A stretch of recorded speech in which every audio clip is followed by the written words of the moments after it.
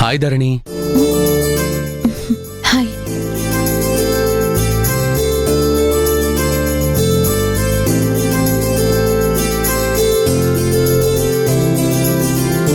ఇప్పుడు లేవచ్చు. Thank you. Okay sister.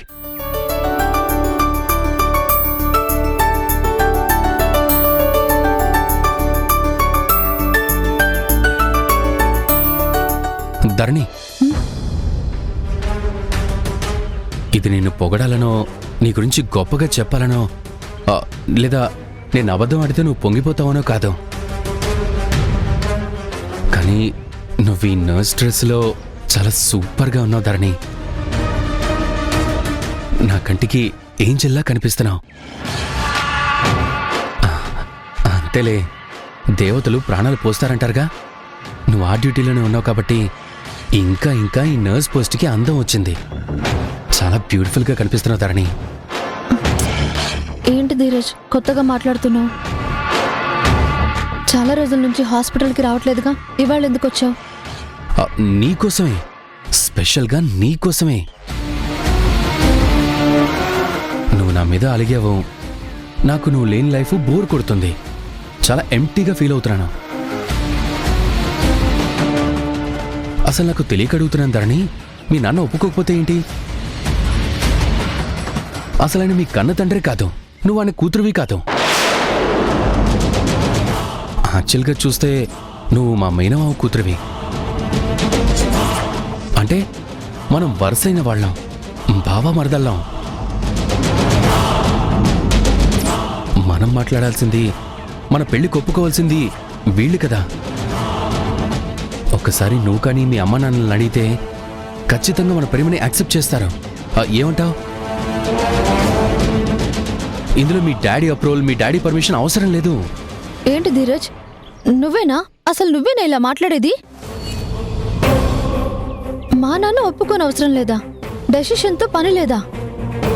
కొత్తగా ఇవాళ కన్న తల్లిదండ్రులు వీళ్ళు కావచ్చు, కానీ నన్ను పెంచి పెద్ద చేసింది ఆ నాన్న.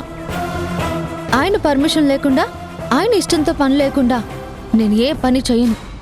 ఆయన్ని కాదని ఒక్క అడుగు ముందుకు పడదు. ఆయనకిష్టం లేని పని చేసి ఆయన మనసు కష్టపెట్టను. నువ్వు ఇన్ని పొగరు మాటలు మాట్లాడితే నాకేదోలా ఉంది. దయచేసి నా ముందు ఆయనని తక్కువ చేసి మాట్లాడకు.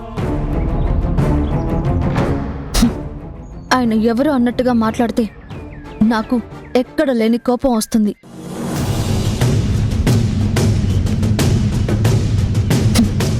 ఆయన నన్ను ఎంతలా ప్రేమిస్తారో నేను మా నాన్నని అంతేలా ప్రేమిస్తాను. ఆయనకి విలువిస్తాను, ఆయనని గౌరవిస్తాను, ఆయన మాటని వేదంలా భావిస్తాను. నన్ను మరోలా అర్థం చేసుకుని ఆయన గురించి అపార్థంగా మాట్లాడకు. అయ్యో, నా మాటలు నీకు కోపం తెప్పించచ్చు, కానీ మనం ఒకరినొకరం ఇష్టపడ్డవాళ్ళం. మన సంతోషం కోసమే నేను ఇలా మాట్లాడుతున్నాను. నువ్వెందుకు మనసు చంపుకోవడం? అసలు మనం ఎందుకు మన ప్రేమను దూరం చేసుకోవడం? మనం మన మనసుల్లో ప్రేమను నింపుకొని ఎవరికి ఎవరు ఏమీ కానట్టుగా ఇంత బాధపడడం అవసరమా? అర్థం చేసుకో ధరణి, ప్లీజ్ ధరణి, నా బాధ అర్థం చేసుకో. ధీరజ్ చెయ్యొదులు. దయచేసి నా మాట అర్థం చేసుకో ధరణి, ప్లీజ్ ధరణి. ధీరజ్ చెయ్యొదులు. ప్లీజ్ ధరణి, చెయ్యొదులు ధీరజ్, దయచేసి నా మనసు అర్థం చేసుకో ధరణి, ప్లీజ్ ధరణి, నా మాట విను. వదులు.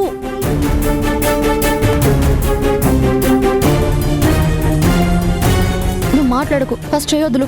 లేదు ధరణి, నేను చెప్పేది విను. వదలండి. అయ్యో, నీకెన్నిసార్లు చెప్పిన బుద్ధి రాదారా?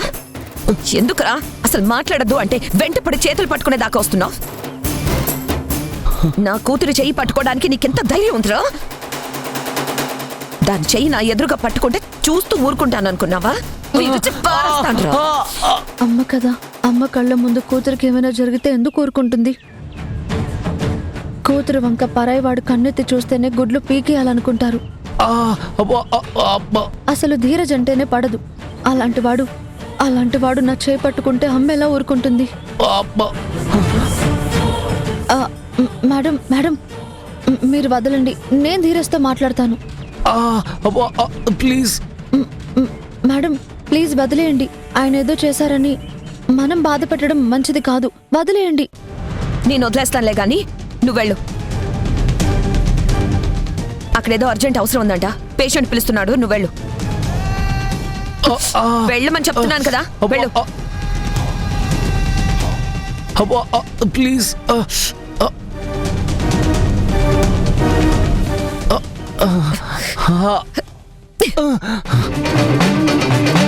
ఎరా, నువ్వు మీ అమ్మ మాటలతో చెప్తే వినరా? మనిషికో మాట గొడ్డుకో దెబ్బ అని అంటారు. మీరు మనుషులు కాదా? అసలు నువ్వు మీ అమ్మ ఏమనుకుంటున్నారా? నా బిడ్డ అని తెలిసిన తర్వాత కూడా దాని వెనక పడ్డానికి ఎన్ని గుండెలరా నీకు? మీ అమ్మ ట్రైనింగ్ ఇవ్వడం, నువ్వు వేషం వేసుకొని బయలుదేరడమా? నువ్వు అసలు మళ్ళీ హాస్పిటల్కి ఎందుకు వచ్చావు? నేనేం మీ అమ్మాయి కోసం రాలేదు. మా మావయ్య హాస్పిటల్ అని కూడా రాలేదు. ఏదో బ్లడ్ డొనేట్ చేద్దామని వచ్చాను. ఓ, నువ్వు బ్లడ్ డొనేట్ చేయడం కోసం వచ్చావా? అవును. ఓహో. కాకపోతే మీ కూతురిని చూడ్డానికి వచ్చాను అనుకున్నారా? మీ కూతురు వెనకాల పడ్డం తప్ప నాకు వేరే పని లేదనుకుంటున్నారా? ఓకే ఓకే, అర్థమైంది, మొత్తం అర్థమైంది.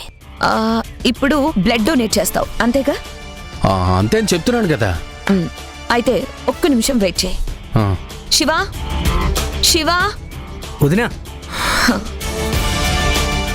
ధీరజు బ్లడ్ డొనేట్ చేస్తాడట. తను ఎంత ఇస్తానంటే అంతా తీసేయండి.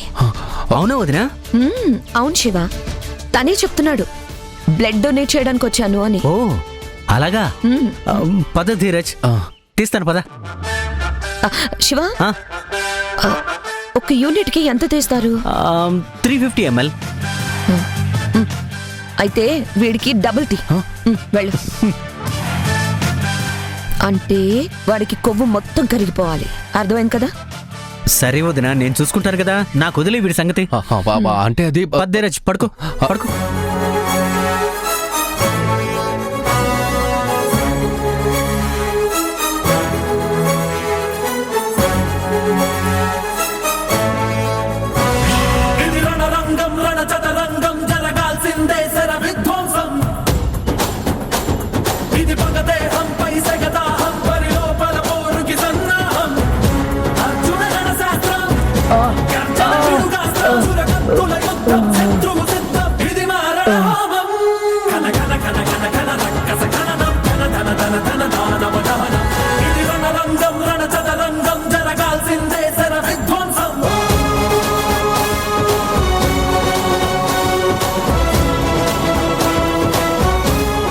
ప్రెస్ చెయ్యి, గట్టిగా ప్రెస్ చెయ్యి.